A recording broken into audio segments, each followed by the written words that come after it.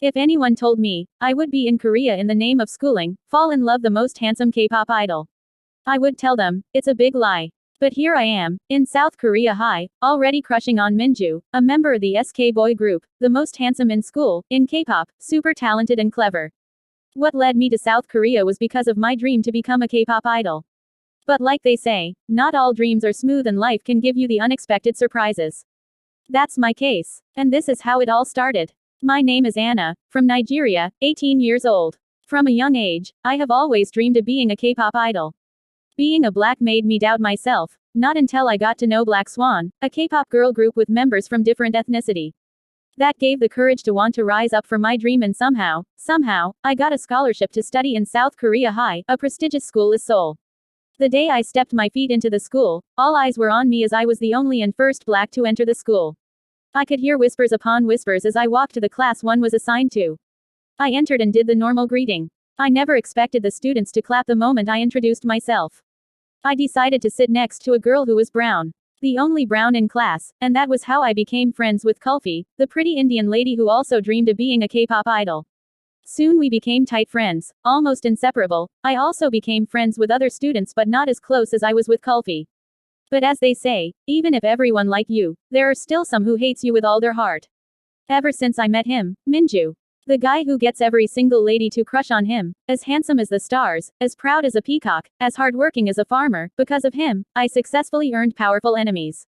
How we began talking to each other was all thanks to Mr.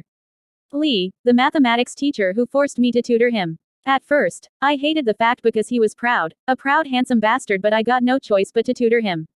And that made Yuna, the school's beauty goddess, become my nightmare. Every single day, she made sure I got bullied, ridiculed me and even bullied my friends. That made a lot of students stay away from me because no one could dare to be friends with her enemy. She was not just anybody, but a daughter of powerful politician who got anything she want, no matter what. I knew she liked Minju a lot, and she had a hand in his rise to fame, that I learned from some friends. But I don't like Minju. I always wondered why she was busy hating and bullying me unnecessarily. All the time, I would be on the school's app, ridiculed, naked, disgusted, assaulted, and worst of it all, Minju will use it against me anytime I tutored him, adding more fuel to my pain. But Kulfi stood by me. She couldn't fight but she comforted me. And then my worst nightmare happened. It all happened in a day. I called Minju's number multiple times, for I needed to tutor him. I tried and when he finally picked my call, I was ordered to go to somewhere and get to an apartment, wait for him there and he will come tutor me. I frowned as he ended the call without giving me a chance to speak, and the fact he said he will be the one to tutor me made me annoyed. Wasn't I the one who tutored him? What did he mean by that? I decided not to go. I texted him with lots of insults upon insults, and added I won't show up. When I got his reply, which was just okay, I gritted my teeth. He was getting on my nerves. I waited patiently for school to close, then left with my bestie, Kulfi. We got to the gate and sighted Yuna and her bunch of followers waiting for another round of mockery and bullying. I watched them in pains as they started to say all sort of words about my mum, which was not true.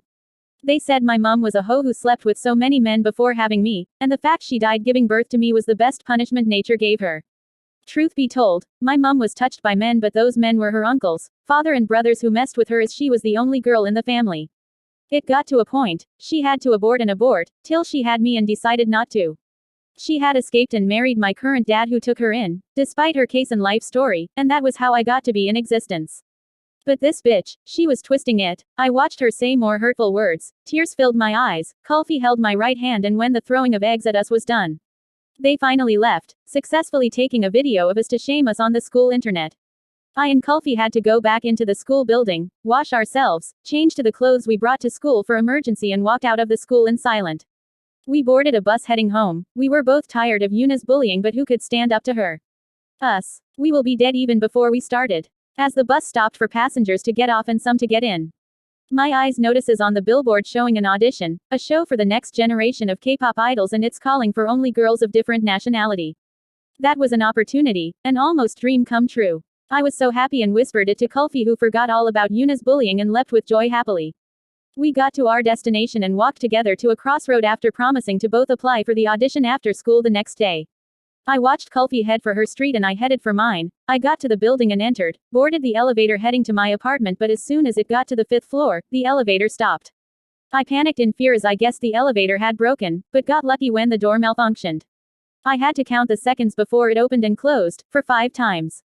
I got it, counted the seconds and got my way out when it opened. I had to knock on the door of my neighbor for help, but got no response. I pushed the door open, thought the lady might be in danger. I entered calmly and walked towards the bedroom. I could hear her voice, speaking to someone, her voice trembling. I had given you all my heart and body, why are you now bored of me? Why do you want to kill me? What did I do wrong? I had no idea what to do. I looked at my phone and realized my battery was dead and needed to be resurrected. My survival instinct told me to look. Curiosity got the better of me. I moved closer and heard a guy's humming and laughing as the poor lady pleaded for mercy. I moved closer, slowly opened the door to the bedroom and boom, a loud gunshot. I screamed out of fear and shock. I knew it was over. I needed to escape. I ran towards the door of the apartment but stopped as 2 men entered through that door. They were in black and they had guns. Fear gripped me badly. I turned and boom, he came out of the room like a baddie. My heart beated loudly in fear. I knew it was over. My dreams, my life. Poor dad, poor Kulfi, the pain they will feel. The world will call it a painful demise of a girl who never got to fulfill her dreams. I closed my eyes waiting for it. I felt the gun at my forehead and then a voice told me to open my eyes. I slowly obeyed, at least to see my killer before I died. And to my greatest shock, I was standing before Minju.